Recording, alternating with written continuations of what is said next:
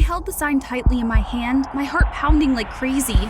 Ladies and gentlemen, out of thousands of participants, we have finally found the lucky winner of the $10 million jackpot! Congratulations to this lucky girl! How do you feel about becoming the owner of this massive amount of money? I can't believe this is real. It feels like I'm dreaming. Let me help you check. Betty, are you getting up or not? You're going to be late for school. I'm off to work. Holy moly, it was just a dream? And the sign I was holding turned out to be a thick stack of this month's bills. Hi there, I'm Betty. My dad passed away when I was just a tiny kid, and since then, our family has always struggled with poverty. My mom works as a construction worker, but it's barely enough to get by for the two of us. So she's always had to borrow money from everywhere. So my dream is to earn a ton of money, like a whole lot of it. But I just lost that $10 million in my dream. And thinking about it is so frustrating. I dragged myself to the convenience store where I work part-time. Another boring day at this dingy place. But luckily, I have my bestie Layla working with me. She hasn't arrived yet though, so there I was, stocking the shelves when… Boo! Layla, what are you doing? Urgent, urgent, urgent! You have to help me. I have a date tomorrow, but something came up. Can you go instead of me? Are you nuts? I don't even know who your date is. Then Layla started explaining this dating service to me and assured me that it was 100% legit. The main clients are lonely men who just needed someone to talk to. All I had to do was chat with them. And of course, there's a very strict policy. No hugging, no kissing, nothing like that. And at the end of the date, they would pay me a fee. Of course, I said no. It sounded completely ridiculous. After my shift, I got home to a horrifying sight. A bunch of thugs were tearing apart our house and taking everything, while my mom just stood there crying. You guys stop right now! Be smart and pay us back, or we'll be back. Looking at our wrecked home and my mom's tears, my heart felt like it was being torn apart. What could I do to help my mom? Then I remembered Layla's offer and immediately called her, and she sent me the location right away. Good luck, bestie. I believe in you. I started practicing my small talk in front of the mirror. Even went to the nearest thrift store to buy a dress. A dress! Something I hadn't worn in 16 years, to prepare for the date. But when I got there, I was totally shocked to see a wealthy-looking 50-year-old man. Layla! You're so dead. How could you set me up with a sugar daddy? But there was no turning back now. He had already seen me. His name was Hank, and thankfully, he was very polite and friendly, so the date went pretty smoothly. He told me that after losing his wife a year ago, he'd been feeling really lonely and just needed someone to talk to, which is why he turned to this service. At the end of the date, Mr. Hank handed me an envelope and seemed genuinely grateful. I was eager to get home and open it, but he was in the mood to keep talking. He pulled out a photo and introduced me to his rebellious son, Archie. Ever since his mother passed, he's become so withdrawn. But in the last 2 months, it's gotten even worse. He's been acting out and won't talk to anyone. I see a lot of potential in you. Could you try talking to him and straightening him out for me? What now? I was about to refuse and leave, but then… What would you say to $10 million if you would help me turn him around in a week? That money would be yours. $10 million? That's $10 million! Something I couldn't even get in my dreams. I don't know why, but my feet felt like they were frozen in place, unable to move any further. And I suddenly found myself sitting back down, continuing the conversation with him. I mean, who wouldn't be tempted, right? After some more discussion, I finally agreed. And that's how I ended up here, looking for Archie. There he is. Oh gosh, he looks like he's been constipated for life. And what on earth is he wearing? I mustered up all my courage and approached him. Hi, you must be Archie? I'm Betty. Nice to meet you. Who are you? I live just a few hundred meters away from you. Neighbors. You know, neighbors. But he just turned around and walked away without saying another word. This is going to be tough. No matter what I asked, he only shrugged or snorted. Finally, when he did open his mouth, he said, You talk so much. I bet your mouth doesn't even have time to grow any new skin, huh? I had to restrain myself from punching him right there. Why are all rich people so mean?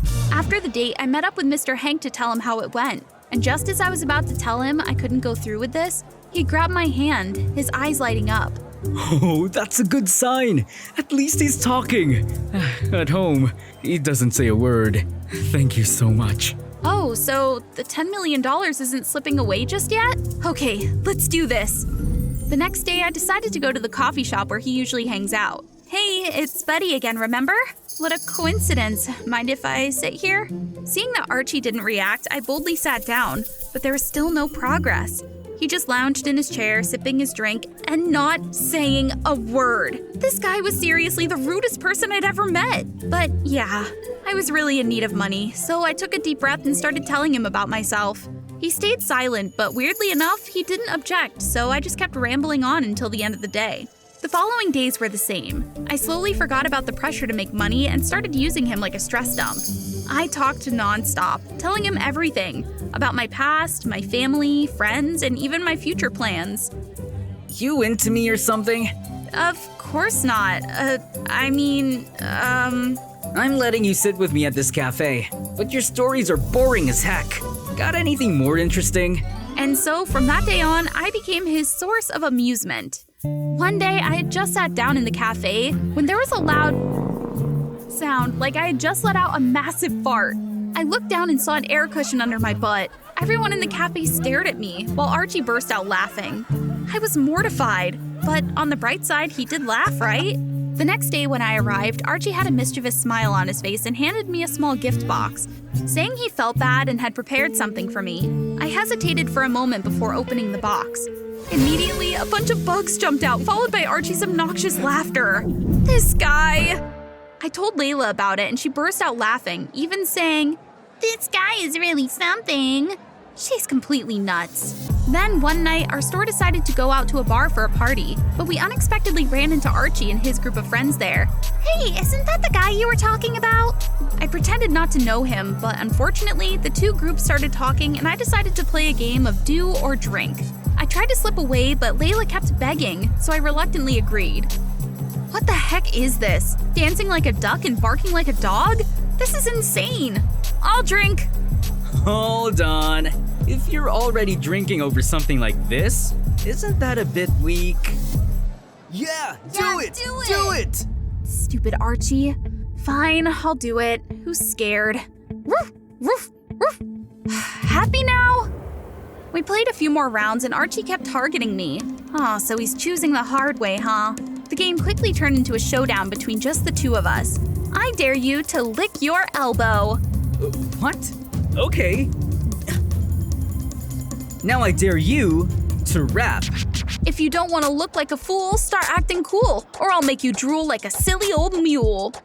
What the fudge? Everyone burst out laughing and cheered wildly. This was my moment. Solve this quadratic equation. 2x to the second minus 4x plus 1 equals 0. And just like that, he lost count of how many drinks he'd downed. Look at him now, totally hammered and wobbling like a noodle. I was about to leave when Archie suddenly grabbed my hand. You take me home.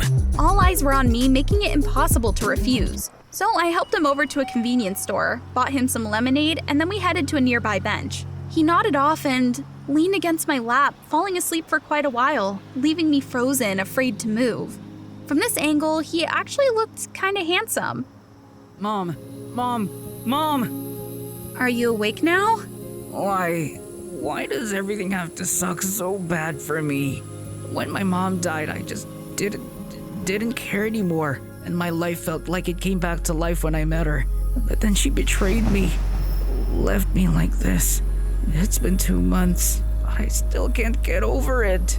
So that's why he changed so much. It took getting drunk for him to admit it, and at that moment, he didn't seem like the grumpy Archie I knew, but rather he looked gentle and...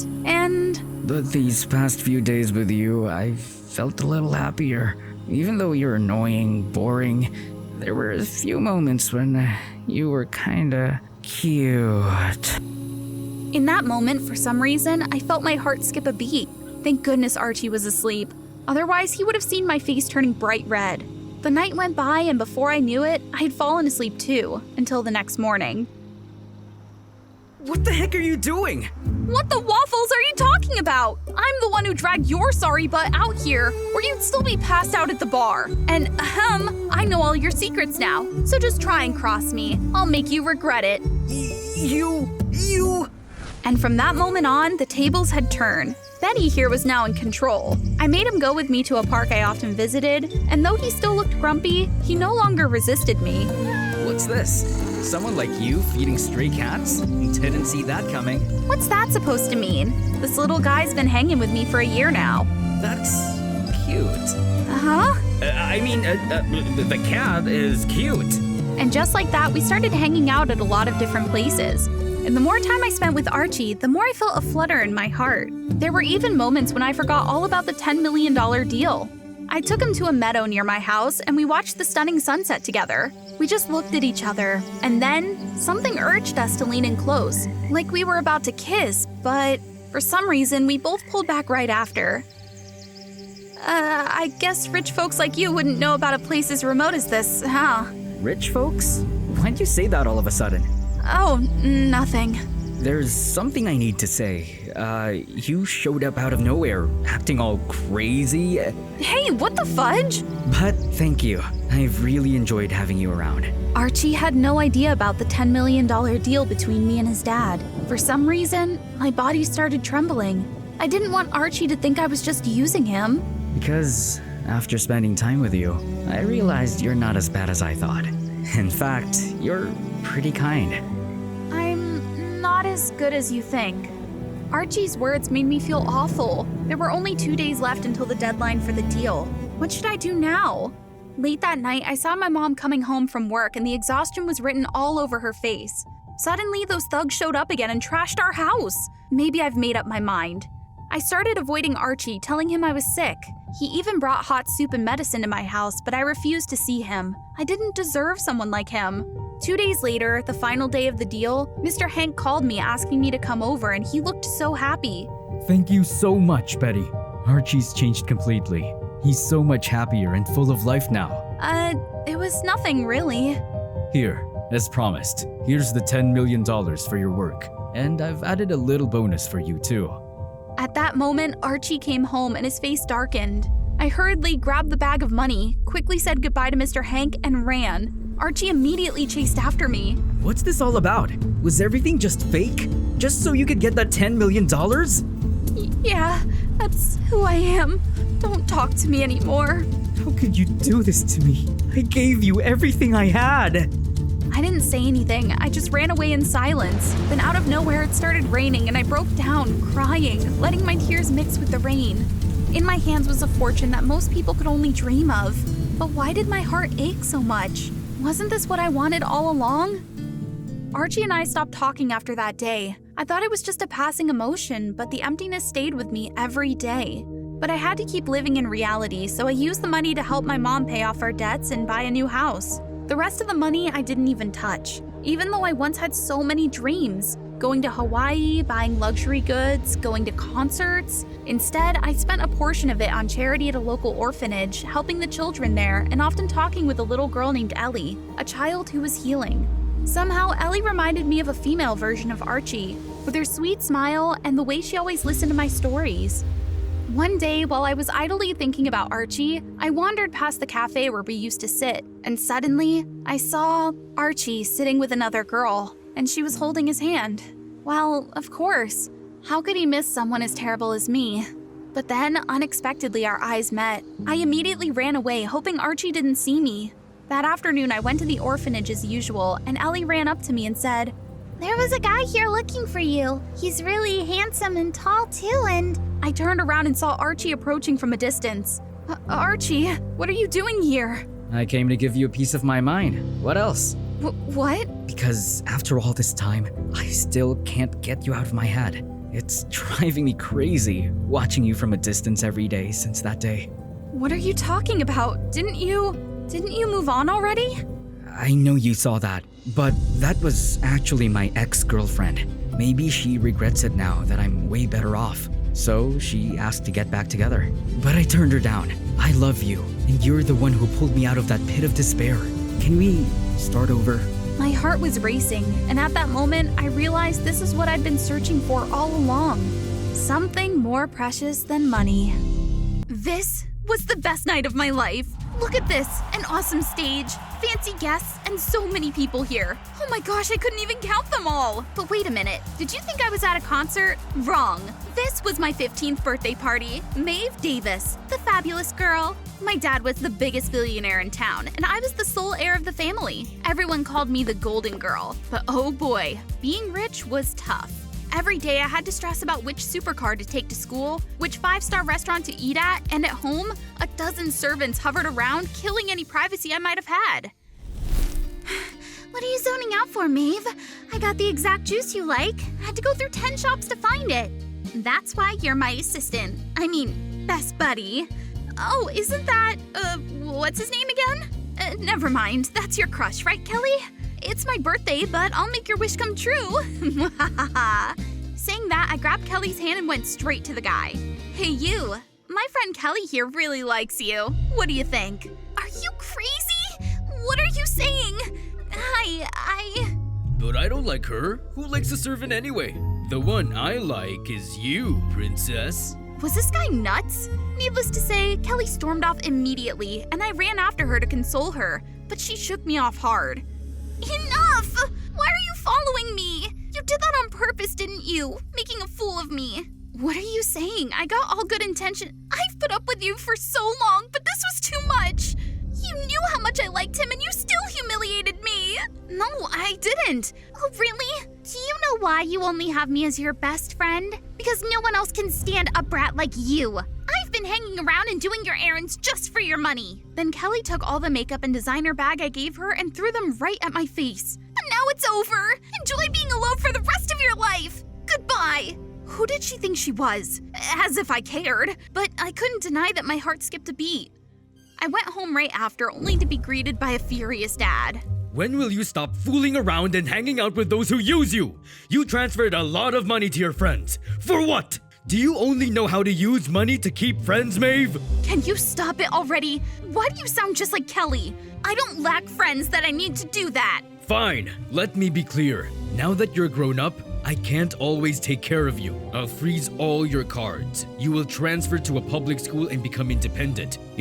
What are you talking about? Listen, if you can find a true friend there and finish your studies well, I'll unlock your cards and even give you a gift. Let's see, how about a luxury yacht? So, what if I don't? Then your cards stay frozen and you'll be grounded. That's all. A luxury yacht? Sounded tempting, but could I do it? I'd only ever had Kelly as a friend. Why did Dad have to make it so hard for me? I decided to go for a walk to clear my head. However, while walking, I was startled by the sound of a revving engine. Hey girl, where are you going so late? Hop on, I'll give you a ride. Hey! Do you know who I am? You're my girl, of course. Come on, hop on. At that moment, a simply dressed guy walked up and shouted. Get lost, or I'll call the police. Hello? 911? Those guys mumbled something and then sped off. Phew. Lucky this guy showed up. He introduced himself as Caleb. Tell me more about yourself. I want to hear. I thought this was a good chance to see if I was really as bad as Kelly said so. I live nearby. My family are farmers. Very, very poor. Caleb suddenly looked at me with sad eyes. He said he also came from a poor background and had to work hard from a young age. I really envy those born with everything. But what can we do?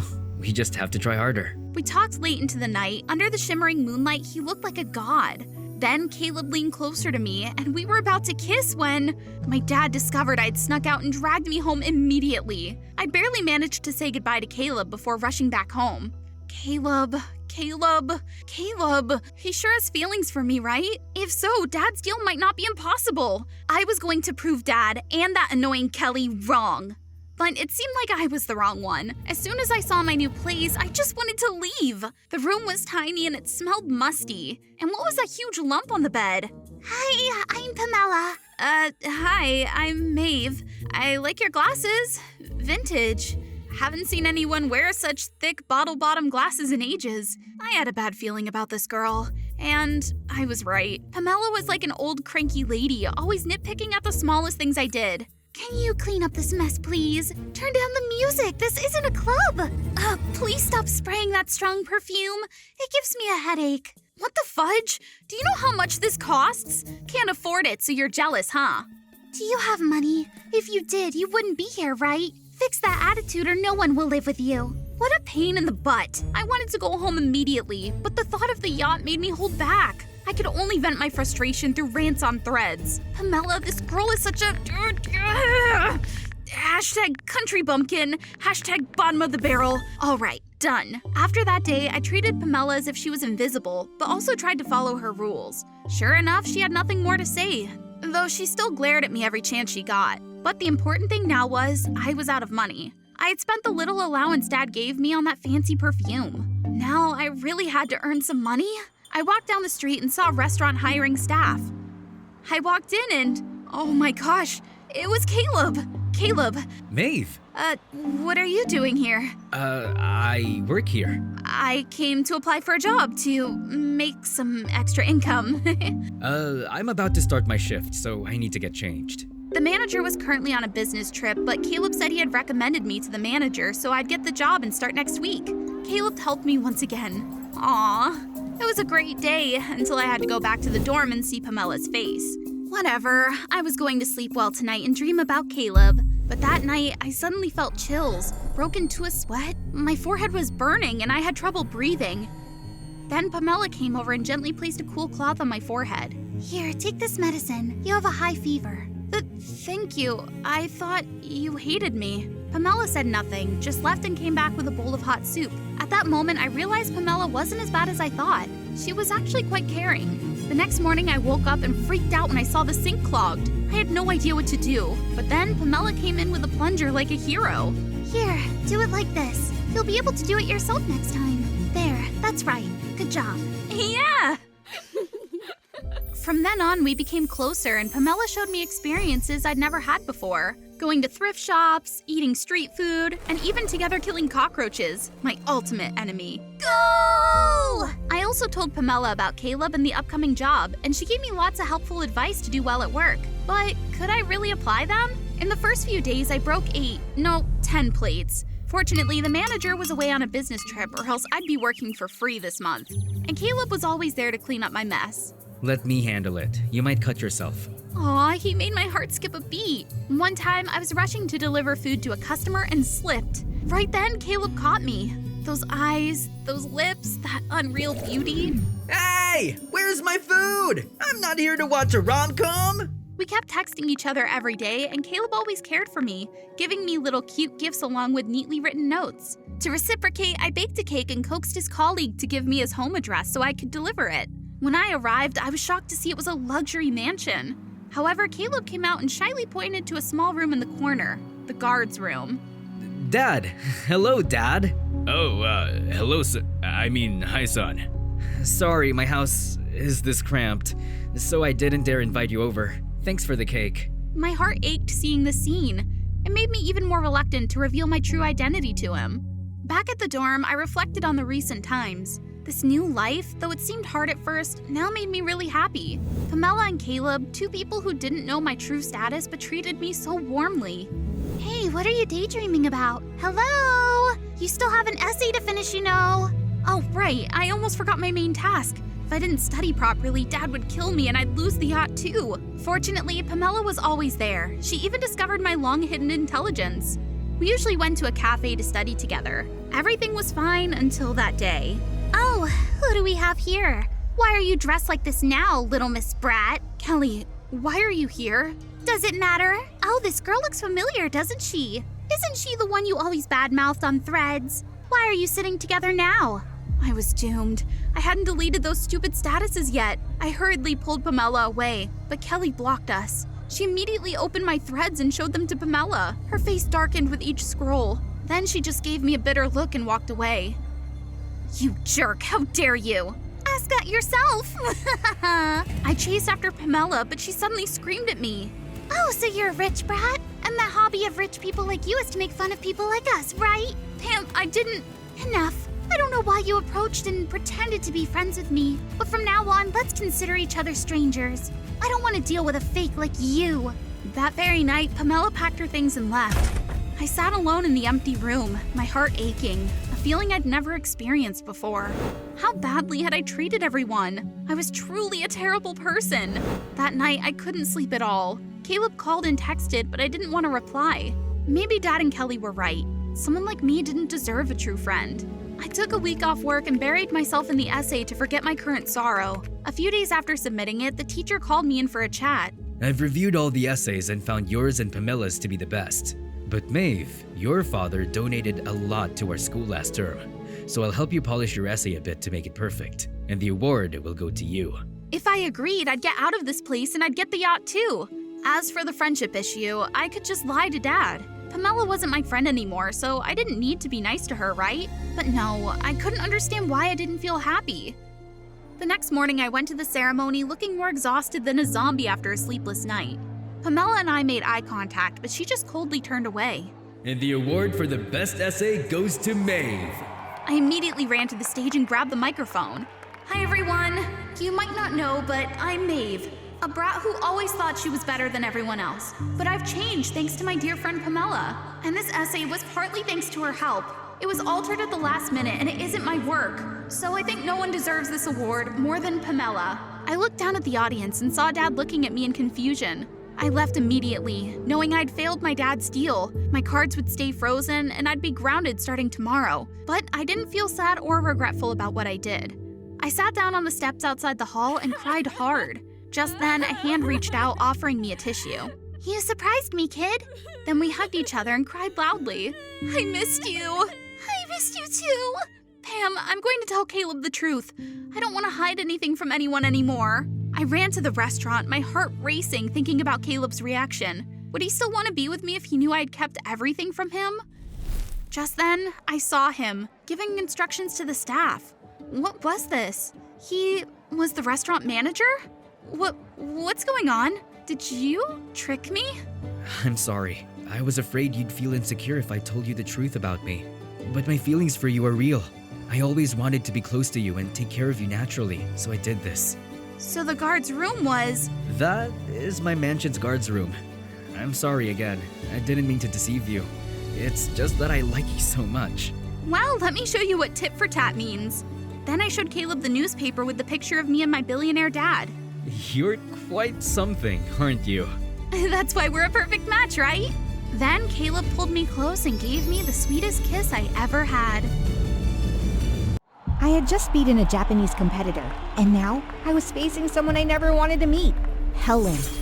3, 2, 1, go! The numbers on the screen went crazy, but they were no match for me. What? No way! It's been only 2 seconds!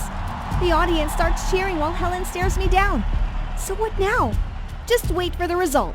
Helen's result is incorrect. What? Yes! The championship is mine! But before I could touch the trophy, Helen lunged at it. What the heck?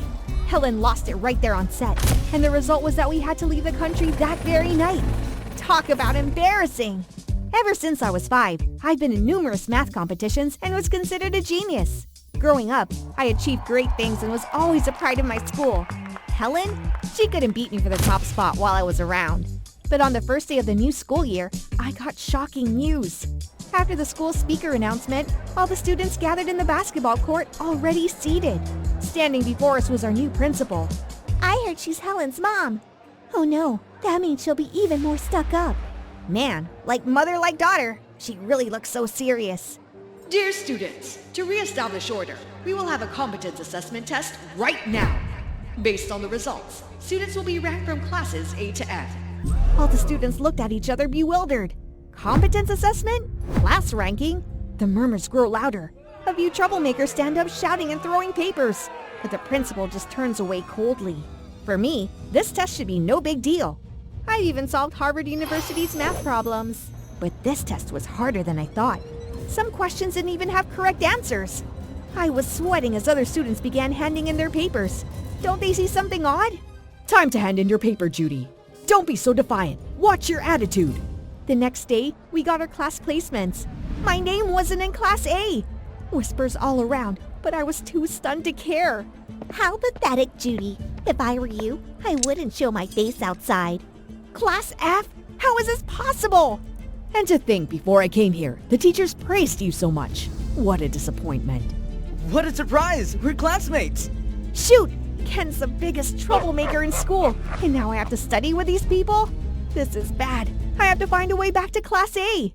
Despite my reluctance, I had to accept that I was now a member of Class F.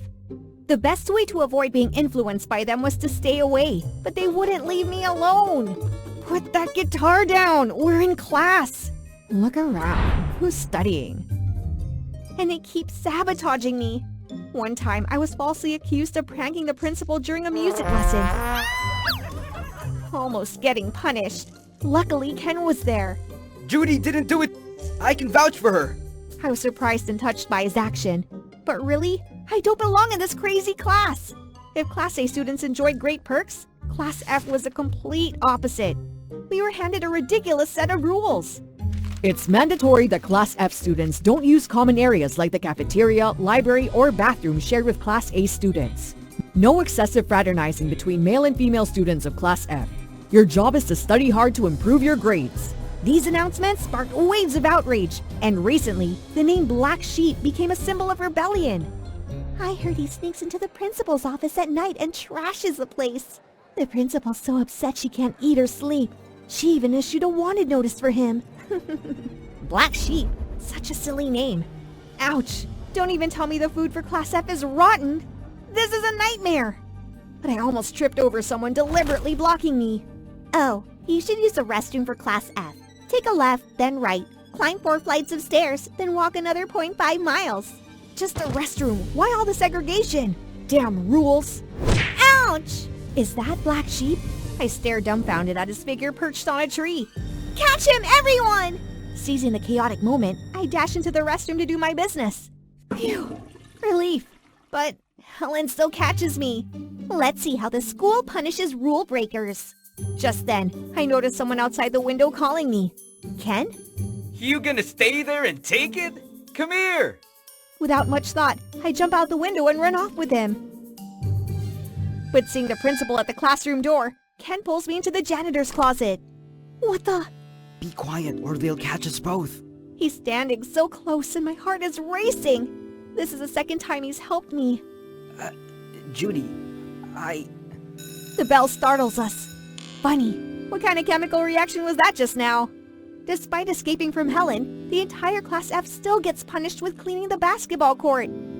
Crazy! Class A has a game and they make us clean? Right, so unfair.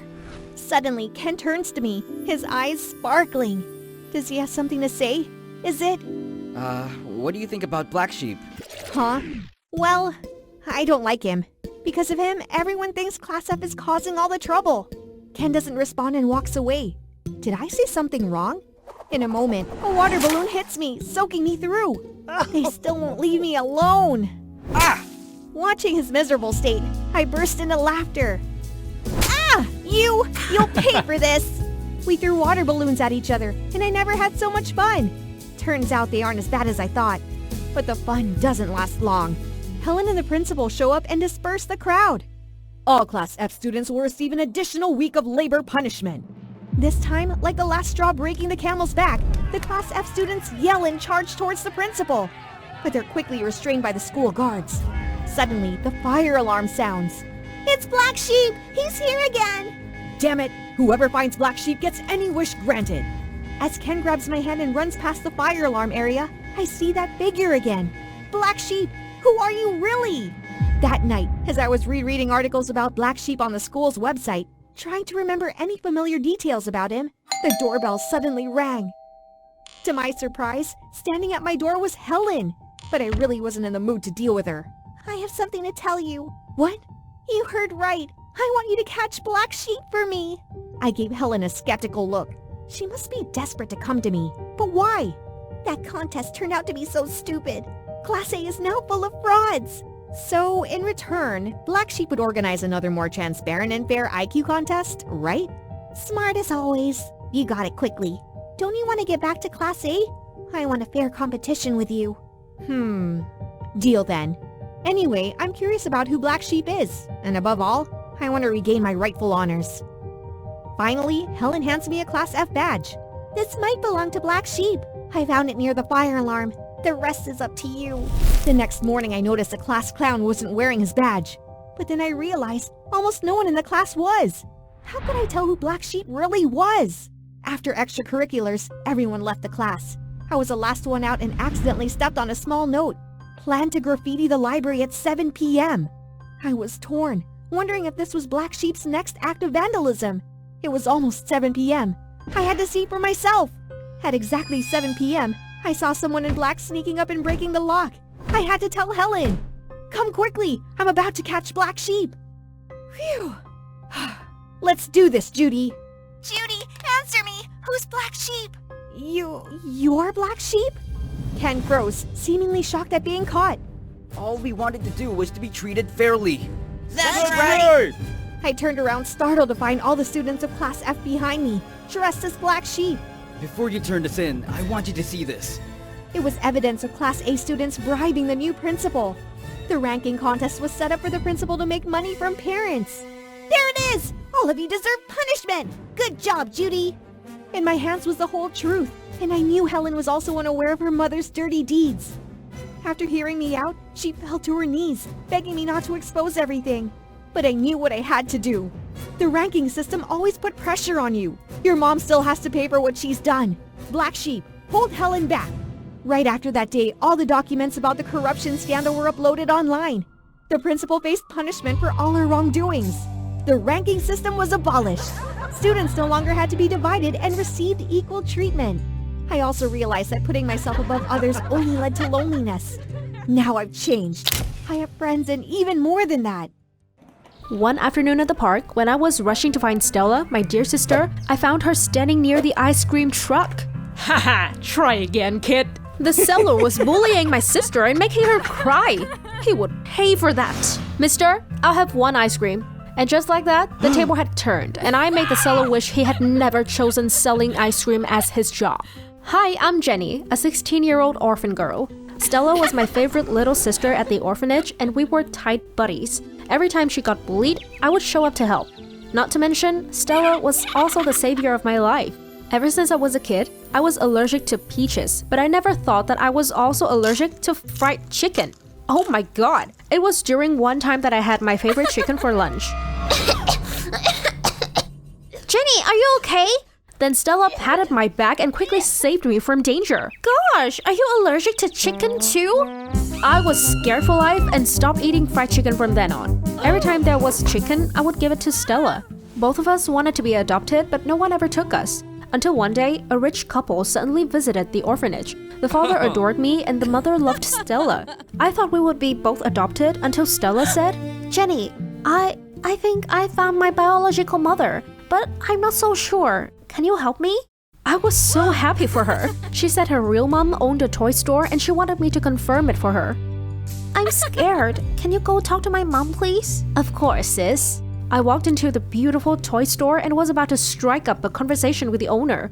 However, before I could start, she enthusiastically dragged me around and introduced all kinds of toys to me. She stuffed my hands with dolls and superhero figures and everything. I have many lovely things. Feel free to check them out. Ugh, they are so heavy. After 30 minutes passed, I impatiently blurted out. Are you Stella's real mom? What?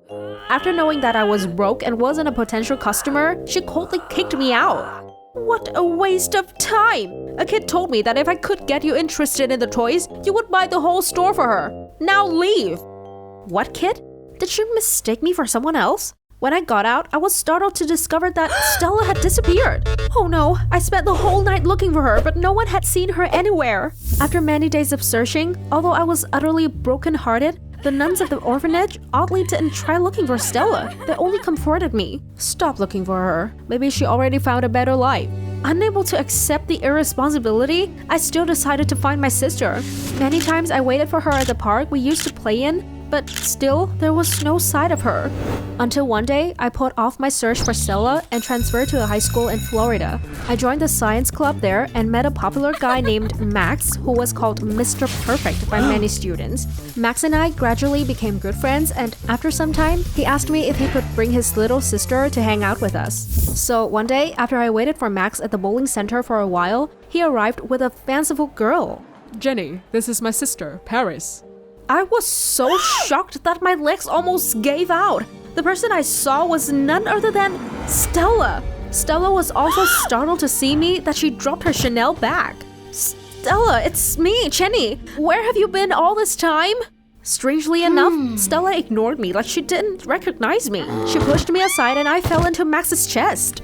She was clearly annoyed with me, so I tried to play nice by giving her the bowling ball to play first. Stella, don't you remember me at all? What are you doing? You almost hurt me. I was pretty sure she faked that. But why?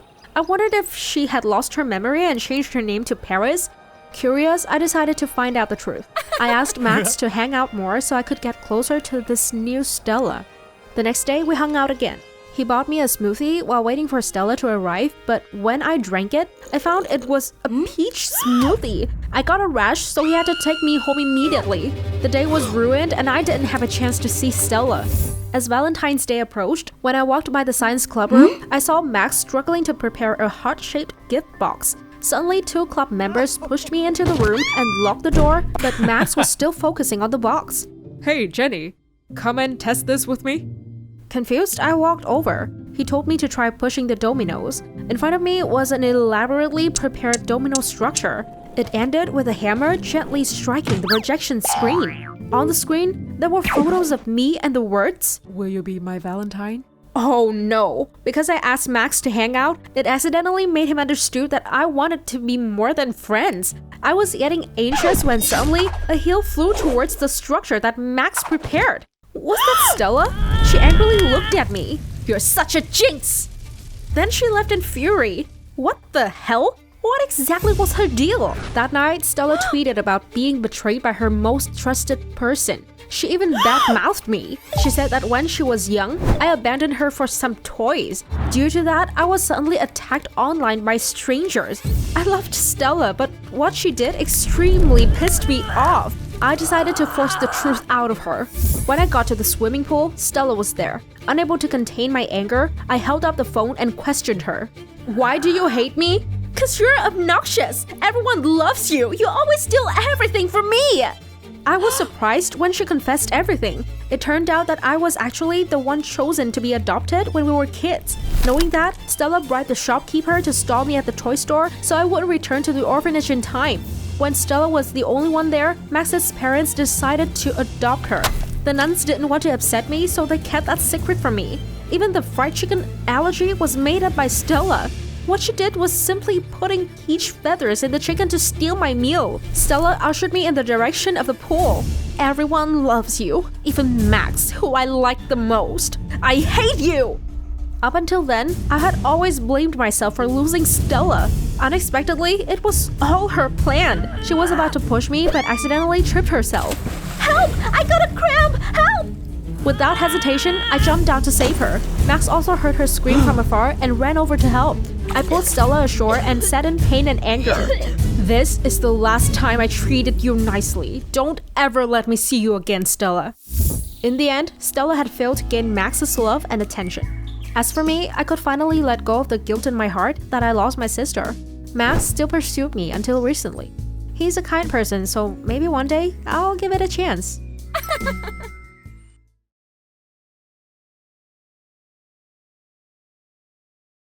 That day when Melissa and I went to the supermarket, suddenly a high school student took out her camera and kept taking pictures. Oh my god, it's Melissa! Yeah, she rushed to my twin sister and totally forgot my presents. Worse, she was so excited that her hand swatted my hat, which exposed my fake green eye. The fangirl panicked and screamed, "Witch!" and pushed me backwards. Her push was so strong that I fell into the fruit crate and became the laughingstock of the whole supermarket that day. Hi, I'm Emily. Before I start my story, please like and subscribe to the channel. Thank you. I was a role model student with great achievements, but I was known to be shy and timid. However, Melissa was different. She was a beautiful and famous TikToker. We were often being compared, and I always felt like I was just a faulty copy of my twin sister. Things took a turn for worse after a car accident when I rushed to save Melissa and it resulted in a devastating injury to my eye.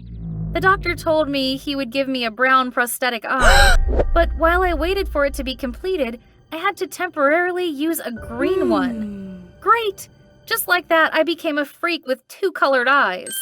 Because I was afraid of being teased and bullied, I often wore sunglasses and kept my head low. Unexpectedly, it brought me another problem. Once I accidentally bumped into Tim, a bully at school, and pissed him off. Are you freaking blind? Suddenly, he looked at me curiously, then snatched my glasses and held them high. I panicked and tried to reach for them, but everyone had already seen my eyes and pointed at me while screaming. Gosh, I wished I could be invisible right then. Out of nowhere, a valiant-looking boy snatched the sunglasses from the douchebag and gently put them back on me. Ignore them. Then he quickly led me away from the curious crowd. When no one paid attention to us anymore, I took a peek at him. It turned out that it was Eric, the son of a famous entertainment company's president. Coincidentally, it was also the company that Melissa was having a collaboration with. We sat down and he tried to calm me down while I was still hyperventilating. I look like a freak, right? No, those people are just insensitive and ignorant. I think your eyes are beautiful. They make you unique. The word unique hit me hard. It was what I had always wanted to hear for a long time. Hearing that, I laughed happily and Eric immediately took a photo of me. He held out the picture. See, you're absolutely stunning. Thanks to his kind words, I became so much more confident. Eric even went as far as posting that photo of me along with the story of me saving my sister in his social media. It attracted so many journalists and reporters, and they even contacted Eric to ask for an interview with me. My popularity suddenly skyrocketed. Somehow, Eric became my manager and he contacted eyewear advertisers to help me become a model. Finally, people focused on me and not my sister anymore.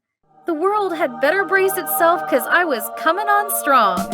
Ever since I became famous, Melissa had been avoiding me more than she used to. I was pretty sure it was because of jealousy, but at least my relationship with Eric was perfect. He took care of me and helped me thrive. However, my busy work schedule was getting more and more intense. One night, I returned home absolutely bone-tired and even a little feverish. I trudged onto the bed and fell asleep quickly. The next morning, I woke up slowly to find a cool towel on my forehead. However, I didn't have time to think about it because I was 1 hour late to school. When I was about to leave, I saw a luxurious car parked in front of me. Thank God Eric had come to pick me up. I rushed into my savior's car without noticing where he was taking me.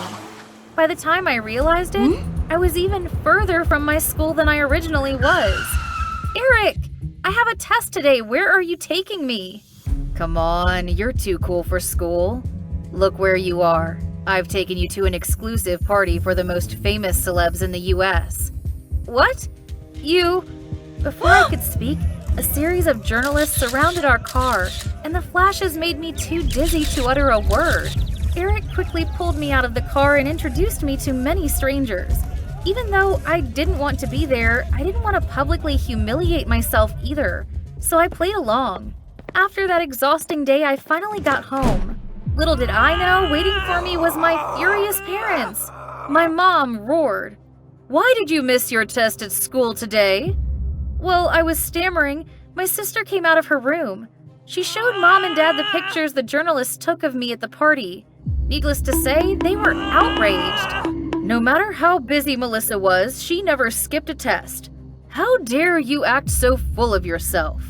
Hearing that, all of my suppressed anger and bitterness broke out. Melissa! Always Melissa! I'm just as popular as her now. Why can't you stop comparing me to her? Then I ran away in my anger.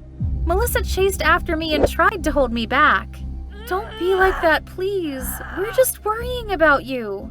I swatted her hand away. Don't pretend to care, sis. Then I pushed her away and left. When I was most helpless, I turned to Eric again. The moment I heard his voice on the phone, I burst into tears. He said he would come pick me up immediately. I thought he would take me somewhere to take my mind off things, but unexpectedly, Eric took me to a photo studio. I turned to him in horror. I'm feeling miserable and you're taking me to work? Focus, Emily. Don't you want to be more popular than your sister? This is a once-in-a-lifetime opportunity to do that. I turned around to leave, but Eric pushed me hard against the wall. Emily, I gave you the fame you always desired. Is this how you repay me? Just then, someone forcefully pushed Eric away from me. It was Melissa. She tried to hit Eric, but he quickly overpowered her. While he grabbed her hair, Melissa shouted, "Don't you dare take advantage of my sister like that!" Of course, I couldn't let that bastard attack my sister, so I quickly grabbed a chair and knocked him out. Serves you right, jerk. After that, my sister and I carried each other home. On the way, she confided a lot in me. It turned out she had been eaten up by guilt ever since my eye was ruined due to me saving her life. The guilt was so big that she didn't dare to face me, but just silently took care of me when I was sick. When she found out about me and Eric, she knew he was bad news from experience, so she tried to save me in return. Hearing that, I also regretfully apologized to her for always being jealous of her fame and tried to drive her away. After that incident, I no longer worked for Eric, and he had to compensate for the contract and his exploitation. As for me, I finally received the brown prosthetic eye. Thank God I can have my wonderfully ordinary life back now. Love is a wild bird. Ouch! Ugh, what's so funny? Help me up, will ya? Don't you know who my mom is? She'd spend millions to land me roles in top musicals. You should feel honored to have me around. Stephanie, come inside. We need to talk. Gosh, wait until my mom hears about this. She'll know how to fire this whole crew. What? No! You can't replace me! This gorgeous face and my range of expressions, not everyone can do this! It's the flamenco dance, the soul of the musical. It's the third audition in a month of dance lessons, and a half-Spanish actor like you still can't nail it. Not to mention your attitude is driving the teacher nuts. Hey, I'm Stephanie, 17, a top young musical theater actress in New York. I was used to being adored and pampered until this crazy thing happened. For the first time in my life, I had to beg for a chance. Fine. But on one condition. You must master authentic flamenco before the final audition next month. Go find Mrs. Juana Sanchez in Valencia, Spain, and convince her to be your teacher. This is as easy as it gets. Huh? To Spain? Who's Mrs. Sanchez? How should I know? This is bad. At this rate, I'll lose the role to those amateurs. Despite my mom's attempts to dissuade me and promise another role, I headed to Spain that night. After 5 years since my parents' divorce and my dad moving back to his homeland, I was about to meet him again. Hola, my dear daughter! I'm so glad you decided to come. I spent all night preparing your room. Oh, breakfast is ready too. Welcome to Spain. Okay, my dad's a journalist, always busy and exhausted. Whatever. I'll find Mrs. Sanchez myself. But first, I need to eat. Huh? Bread with olive oil and tomato? That's weird. Come on, I might be half Spanish, but I've lived my 17 years in New York. Plus, I'm not a fan of olive oil. Nothing else to eat. Guess I'll have to find myself an American breakfast. The beauty of Valencia quickly made me forget my hunger. Look at those ancient buildings. It's like time traveling. I heard that's Valencia Cathedral, where the Holy Grail used by Jesus is kept. Lost in the city's charm, I ended up in a huge square without realizing. Then, ouch! Dang it! Talk about bad luck. What do I do now? Can't let anyone see me like this. Oh, such a pretty fountain, but so dusty. Ah, los jugadores del Real Madrid están celebrando una reunión allí. Acabo de tomar un montón de fotos. Incluso puedes conseguir un autógrafo para el balón. Suddenly, someone grabs my hand and we dash away. Oh no, my LV outfit, all wet. And where's my diamond earring? Hey, hey! Oh, hola. Gracias. Hey, relax. I can speak English. You're all wet. Aren't you cold? Wow, a handsome and chivalrous Spanish guy. But he's still not up to my standards. His name is Elio. I explained how I got lost and described the area around my house. Elio seemed clueless, but happily agreed to help me find my way back. Passing a camera shop, Elio suddenly stops and looks intently through the glass. What's up? Oh, that's the camera I've been saving up for. I want to become a reporter. What about you? I am already a famous musical theater actress in the U.S. Wow, that's cool. My mom loves musicals too. She used to be a famous flamenco dancer and was even invited to play the lead in Carmen. If you've worked with famous directors in the US, You must have heard of her. Juana Sanchez. Oh my god! Did I hear that right? Mrs. Sanchez! I found her! Listen, you really want that camera, right? I can give it to you. In return, convince your mom to teach me flamenco. What? But that... let me think. So there I was, soaked to the bone, heading to Elio's house. Mrs. Sanchez appeared at the door, exuding kindness yet authority. And that pretty girl next to her looked tough to deal with. ¿Quién es?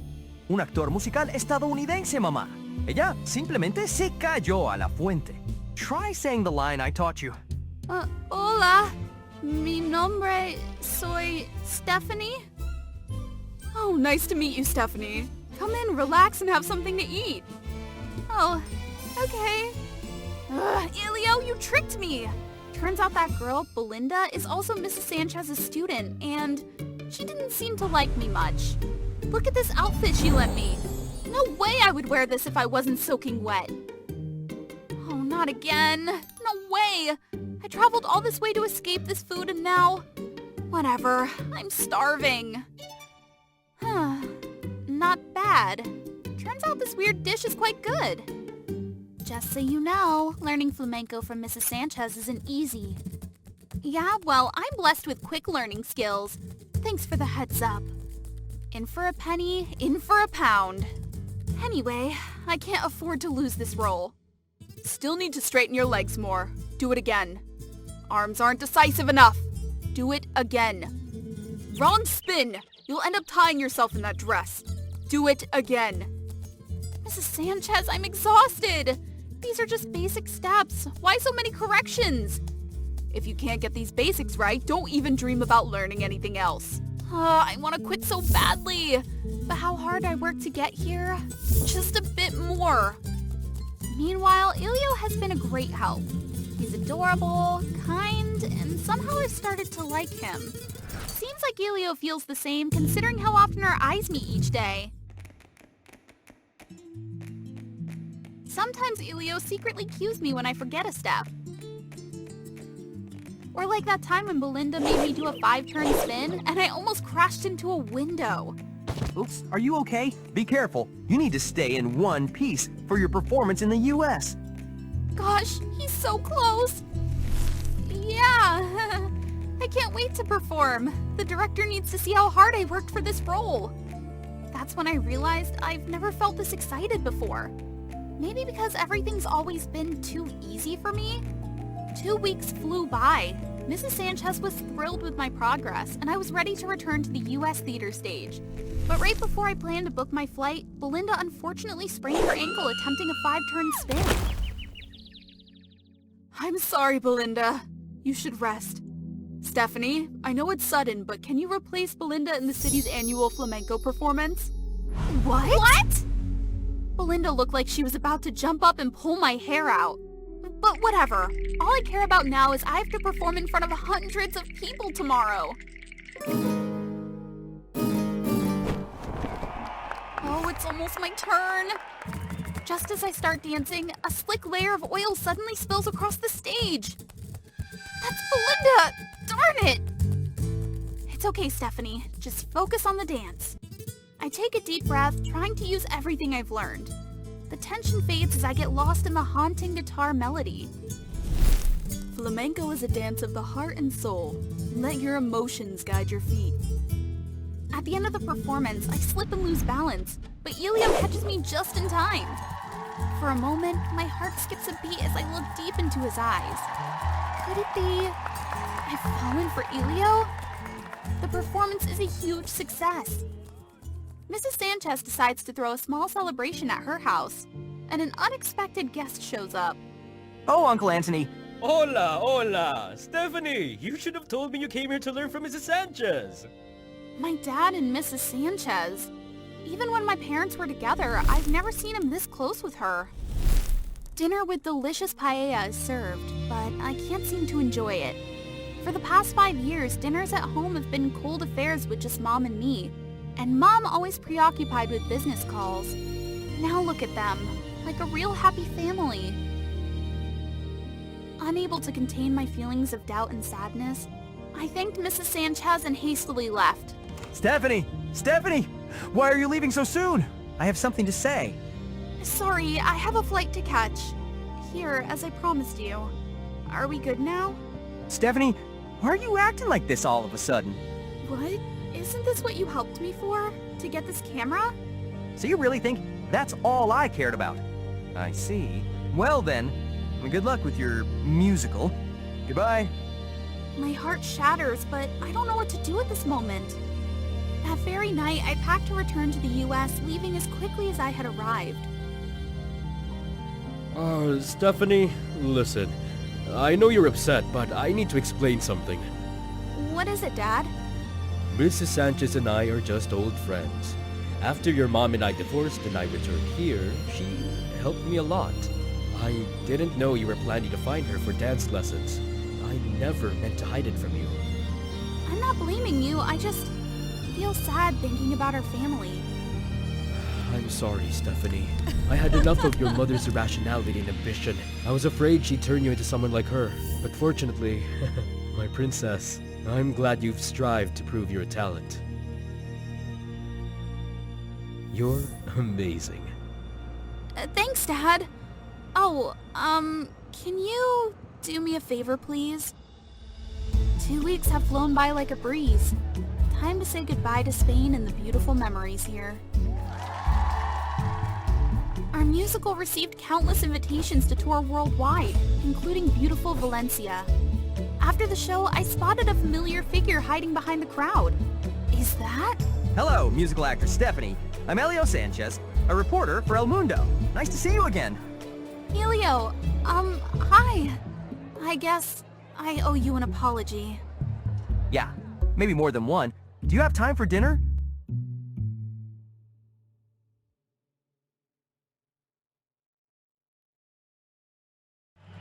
That day was the basketball final game between New Jersey High School and Marist High School.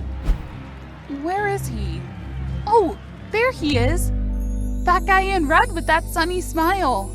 He's Jin. I've been having a big crush on him for 10 years. That decisive move and that concentrating expression. He must be the dream guy of tons of girls. Suddenly, I noticed that my best friend was also dumbfounded looking at the court. Pia? Pia? Huh? What you looking at? Oh, Harry is waving at you. Do you like him? He's Jin's comrade. Cut it out. It's time for our performance. We stepped to the court and started to do the halftime performance. I know! I look just like Jenny at Coachella. Jin would definitely be captivated by my beauty. What was that? OMG, Caitlin, I'm so sorry. Jeez, because of that stage accident, I had become a clown to everyone. I wished it didn't give Jin a bad impression. Booyah, audience of My Diary Animated. I'm Caitlin. I've been into Jin for 10 years now. And now, it's even greater when my best friend Pia likes Jin's best friend Harry. It would be freaking cool if we had a double date. Back in the day when Jin and I were 7, Jin was the only nice boy who helped me out. That day, when I was at school, I accidentally sat on a bunch of chocolate bars on the bench and everyone was laughing at me. Do you guys smell something? Do you guys smell anything? Ew. Oh my sweet lord, I was embarrassed, trying to find a place to hide. Then suddenly, a hand put a shirt on to cover me. Don't worry, I'll cover up for you. Since that moment, I couldn't get rid of my thoughts and feelings about that boy. Gradually, we grew up and went to high school together. I had shown my feelings to him many times, but I had no idea if he felt the same. Sometimes he gave me this romantic look, and sometimes he just kept distance from me and ignored me. This time, I just want to come clean with him. As being my only high school friend, Pia knew how much I'd been into Jin. You're falling in too deep. And because she had feelings for Harry, who was Jin's teammate, we together made a plan to approach our crushes. That day, our school held an outdoor camping. The students would make a group of 2 and help with setting up the camp. Pia was one of the organizers, so I asked her to arrange the names in the box. Did you check the draw box yet? Of course. You will be with Jin and I'll be with Harry, just like you wanted. Oh God, I'm so excited! I can't wait to see the result. Yes, I'll definitely be in the same team as Jin. Pia was slowly walking on stage in the pink dress, and I was so over the moon to hear her say, Team 3, we will put 2 people in one group. And the order is Oliver and Time will be in charge of water, Hannah and Pete will help with unpacking, Caitlin and... Come on, finish the line, Pia! And Harry will find woods for the fire. Jin and I will set up the camp. What? How is that possible? Obviously, we had a great plan for this. After teaming up, I ran to Pia to ask her what happened. She seemed to be surprised by the result too. It seemed that the coach rearranged the list. I didn't want this to happen. Oh no, because of this unexpected incident, we had to swap to the wrong group. So Harry and I would go into the woods, and Jin and Pia stayed to set up the camp. I guess this is gonna be very awkward. And just as I expected, Harry looked quite introverted and mysterious. His eyes looked so sad. He must be disappointed to have to work with someone like me. I was disappointed too. But now I'm not only disappointed, but I also feel heavy. Ouch. Suddenly a hand reached for my backpack and put it on his shoulder. Hey, you don't need to carry it for me. It's too heavy for you. Can you not see it? But what about yours? What about me? I can carry you too. Jesus, what was he saying? If Pia saw this, she would misunderstand everything. So I tried to get my backpack back. Give it back to me. I don't need your help. Hey, be careful. Ah! Oh no! I lost my balance and slipped, then fell to the ground. The fall caused me so much pain that I couldn't get up on my own. Right then, a snake slithered toward me. Still, I couldn't get up because my ankle was broken. Ah! Help! Shoo! Shoo! Go away, snake! Phew! Lucky me. I almost got bit by that snake. Harry suddenly grabbed my shoulder. You okay? Are you hurt? I'm fine. Just, I think I broke my ankle. Harry didn't let me finish. He unzipped my bag to find the first aid kit. God, there was full of useless items in it. Why are you laughing?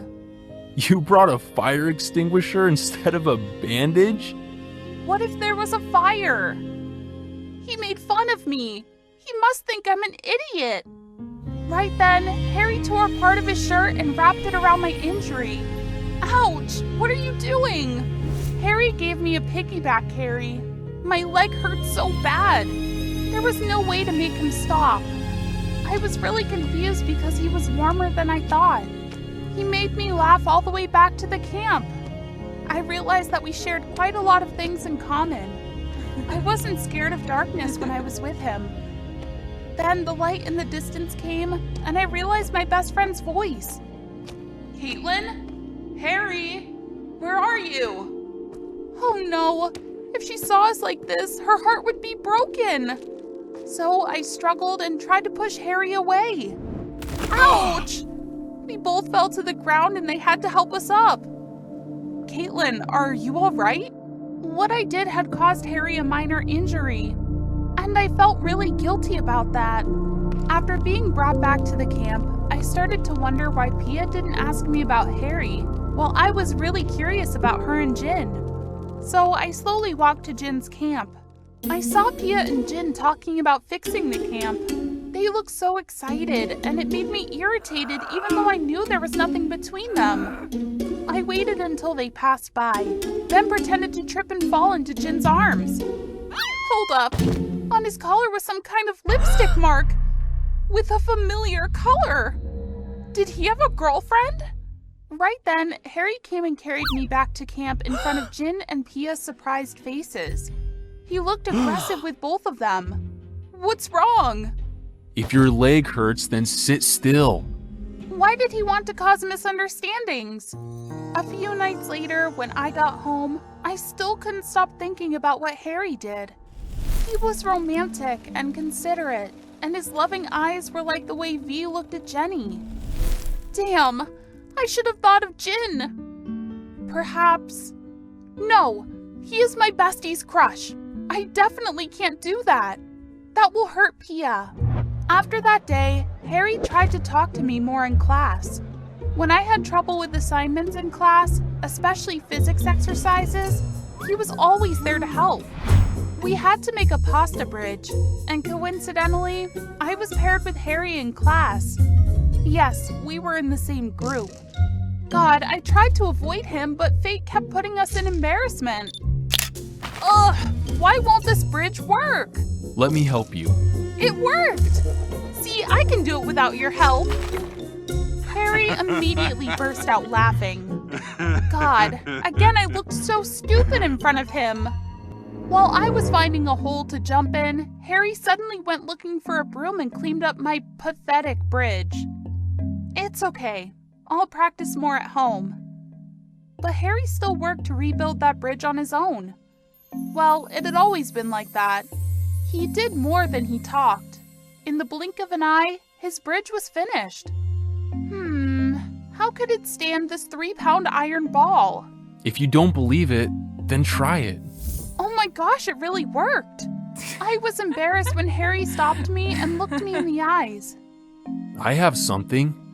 It's late. I have to go home now. I ran out as fast as I could because it was too embarrassing. I told myself never to let something like that happen again. A few weeks later, I decided to invite Group 3 from the camp to go see a movie. But in fact, I only invited 3 of them to have a double date. But guess who is standing in front of my face right now?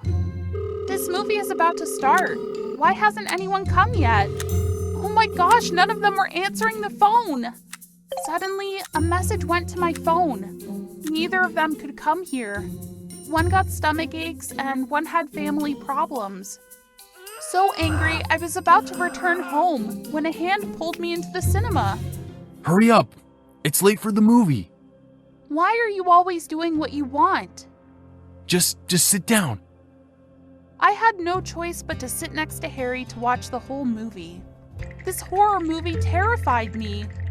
During the movie, Harry held my hand tightly to help me overcome my fear.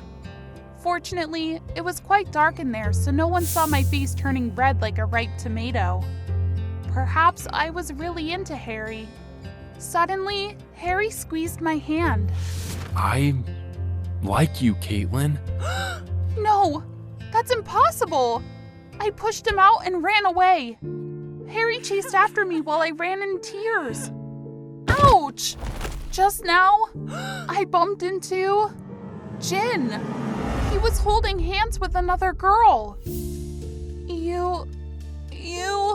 What's the problem? This is my girlfriend. Harry ran over and hugged me tightly and covered my ears with his hands. He immediately scolded Jin. She's not your girlfriend either, because he plays with girls' hearts and feelings. And I need to show you this. Harry showed me pictures of Jin with different girls, and one of them was my bestie Pia. I thought Pia really liked Jim and was fooled around, so I felt pity for her. I decided to find her. Pia, open the door! Open the door! What's going on? I knew what happened between you and Jin. I need to show you this. Hearing that, she immediately pushed her hand away from me, and now I knew the true face of my best friend. I don't care if you knew. Yes, it was true. Just don't stick your nose into ours. It turns out the boy that Pia always loved was Jin, not Harry. Even when we picked teams at the camp, it was also arranged by her. She told me she even had time to flirt with Jin when I was lost in the woods. My trust was betrayed, and she would surely pay for everything she did. This is unbelievable! How could you? If I had to choose between you and Jin, I would definitely choose the boy I loved. Our friendship is not even that important to me. I was shocked by her cruel words. She had shown me how my kindness was reciprocated, and she must pay the price. I was going to tell you something important, but, well, I guess I'm done caring about a terrible and mean person like you. Good luck with your stupid love. After that day, I blocked Jin and Pia. From now on, I could confidently pursue the one I truly loved. Harry and I deserved a redundancy. Sometime later, Harry told me that Jin had been kicked out of the basketball team because his terrible personality had negatively affected the team's practice progress. Then I also received an email from an anonymous sender. It was none other than Pia. She apologized for her past mistakes. Jin had dumped her not long after the incident. Of course I would never forgive and let such people back into my life. And you? If it were you, would you do the same as me? Dad, I'm not a child. I don't need a babysitter anymore. Gosh, I'm 17 years old and my dad still thinks I'm a baby.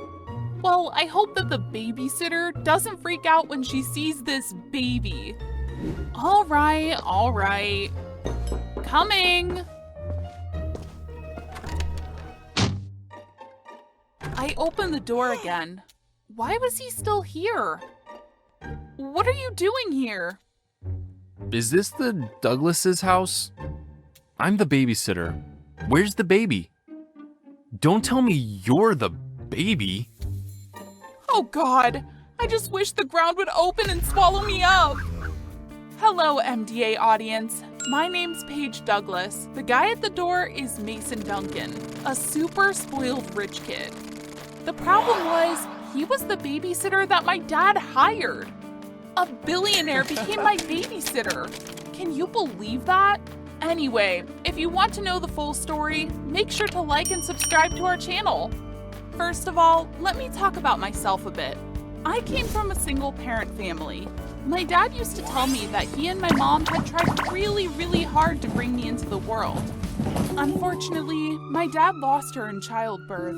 That was the reason why my dad became so overprotective even when I'm grown up. My dad is a cop and he's super busy. Even when it came to taking me to my friend's house for Halloween, he couldn't rely on anyone, but he took me there by his patrol car. I thought it was cool back then, until I entered high school.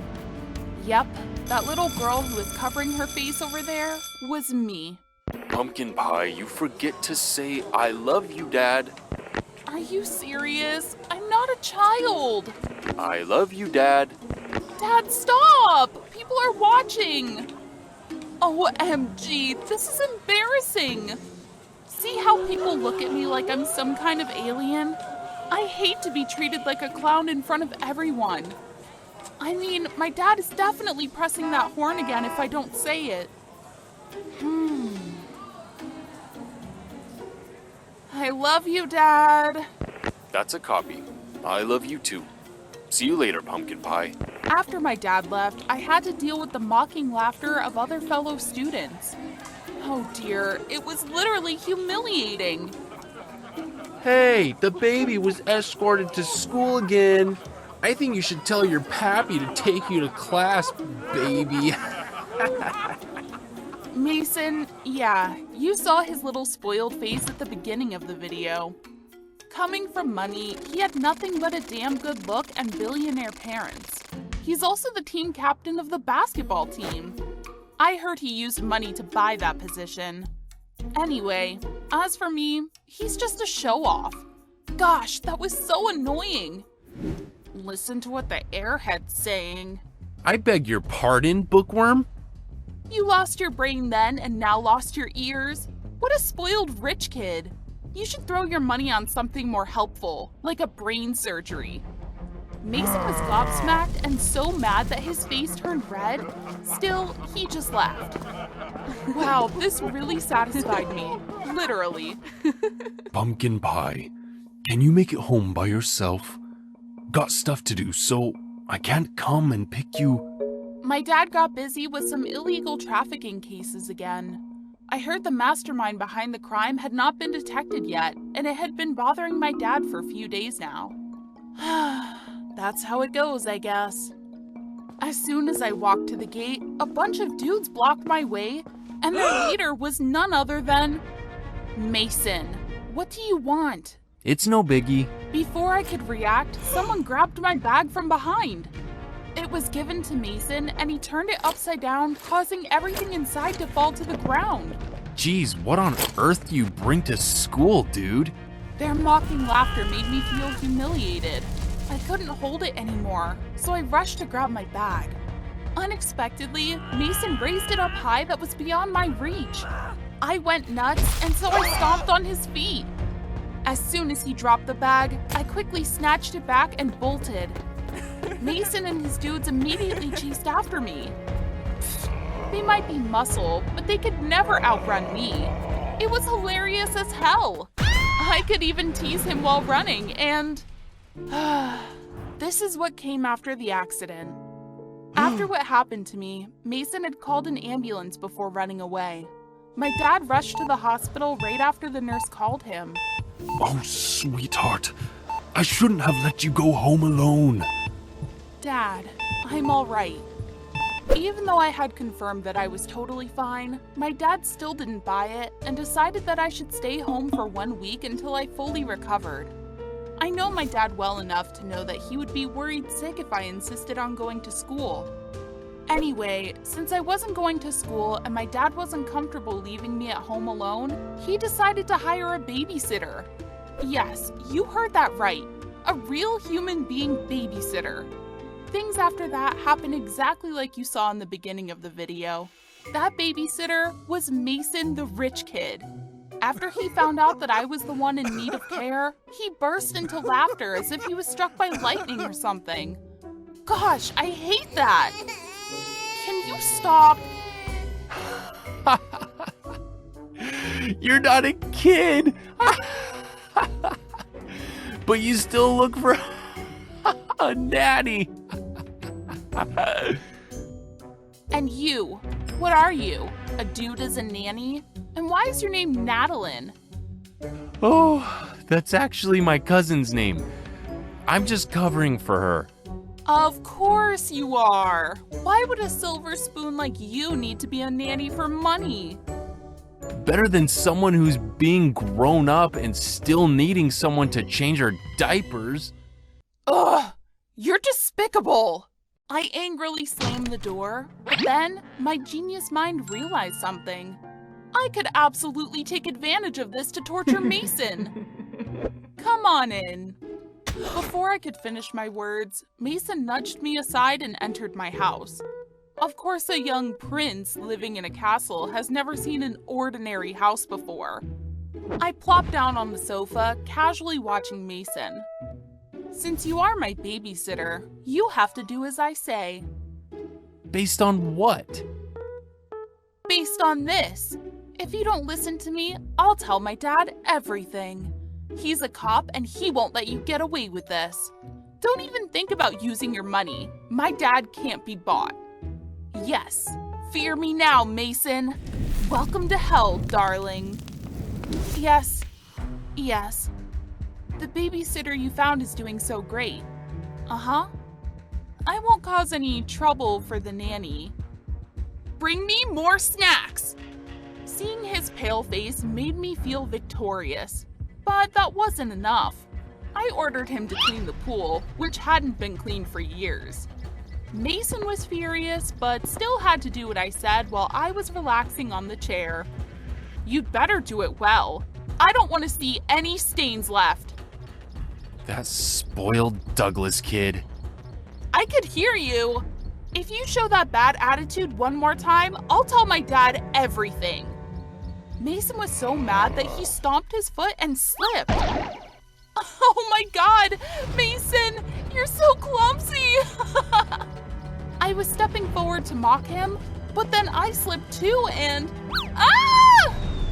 I thought I would fall into the pool floor, but it felt oddly soft. Oh, turned out I fell into Mason's arms. OMG, what was happening? My heart beat like it was going to jump out. I struggled to be free, but Mason just carried me tightly. stop wiggling. The floor is slippery. Both of us might slip. Why was he so gentle all of a sudden? I just couldn't take it. As soon as he put me down, I hurriedly ran out of the pool. If I moved quickly enough, he wouldn't be able to notice my red like a tomato face. Anyway, being bossy over Mason all day was incredibly satisfying. Well done, my friend. I'll see you tomorrow. What? When my dad came home from work, he was surprised to find the house unusually clean and tidy. He even questioned whether the babysitter was the one who cleaned it. Well, she's a dedicated person, Dad. Dad seemed satisfied and didn't ask for any further detail. That evening, I passed by my dad's room and accidentally saw him pacing back and forth and mumbling something inaudibly. How did this mess happen? Is everything all right, Dad? You good? Yeah. Sweetie, did you enter my room by any chance? No, I didn't. What's wrong? Oh, nothing's wrong. Good night, sweetie. Recently, Dad had been so busy investigating that trafficking case that he seemed to have aged a few years. I didn't want to cause him any more trouble or worry, so I decided not to tell him about Mason replacing Madeline as my babysitter. The next day, Mason came to my house. We sat in the dining room and worked on the school assignments that I had missed. Hey, concentrate. This is too much. I can't finish it. Mason laughed as he saw my face, but eventually helped me with my homework. Wow, I didn't expect him to be so smart. With his help, I managed to finish all my assignments. However, I ended up dozing off since we sat for so long. When I woke up, Mason was gone. Did he sneak off? I was in deep thought when suddenly there was a strange noise upstairs. Was there a burglar in my house? I swallowed hard and decided to go check it. If there really was a burglar, I'd take him down in a blink of an eye. Don't you mess with the Douglas. What are you doing here? I was looking for the bathroom. Are you hungry? How about some pizza? I'll place an order. Mason said and quickly went downstairs. He looked absolutely suspicious. The following day, Mason came again. I told him that I was exhausted and wanted to take a nap, so he could do anything he wanted as long as he didn't leave my house before his shift ended. Sure enough, as soon as I came back to my room, he started to take action. He went into my dad's room and began searching for something. It didn't take him too long until he pulled out a file from the drawer. What are you doing here? Mason looked at me in panic, clutching the file tightly. Being the replacement babysitter is not your true purpose, isn't it, Mason? Why are you taking advantage of me? Tell me, Mason. Tell me. You should get out of my way. I don't want to hurt you. This is my house. What are you gonna do to me? You won't understand. Just get out of my way. What you're doing is illegal. Shut up! As he spoke, he lunged at me. However, he quickly stopped because my dad had been standing behind me all along. Mason then realized that he had fallen into my trap. That was right. After detecting Mason's sneaky behavior, I started to doubt. So, when Dad got home from work, I asked him a bit about the case he was investigating.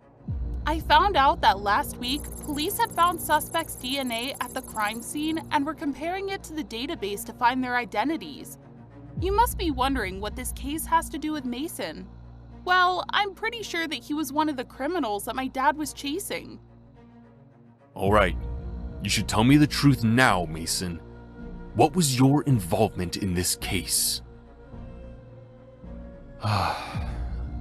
It wasn't me, but my cousin, Tyler. He said you had evidence against him, so he sent me here to steal it. Okay, maybe I got that part slightly wrong. Why did you listen to him? Tyler, He's the leader of a gang. He threatened that if I didn't do what he asked, he would harm anyone that was close to me. I'm so sorry, Officer Douglas. I know what I did was wrong. What? So the whole thing that said you were the babysitter instead of Madeline was... All fake. Tyler arranged everything and sent me here. Are you taking me to jail, Mr. Douglas? Stealing evidence is a serious crime, Mr. Duncan. I got it. Dad, are you really going to arrest him? All right. Pumpkin Pie, can you give us some space? It's gonna be fine. Looking at Dad's eyes, I knew that I had to do it even though I didn't want to. So I left Dad's room. I literally had no idea what they were talking about. All I knew was after 20 minutes of talking, Mason stepped out. My dad was right after him. How was the talk? You all right? Mason smiled at me, then looked at my dad. Mr. Douglas said if I agreed to come forward as a witness against Tyler, I'd be cleared of all charges. I'm ready to cooperate. I'll do everything you say, Mr. Douglas. Mason's cooperative attitude had me realize that he wasn't necessarily a jerk after all. He might have made a big mistake, but he also realized it and genuinely felt remorse about it. I think my dad was right to give him a second chance to stand on the side of righteousness and fix what was wrong.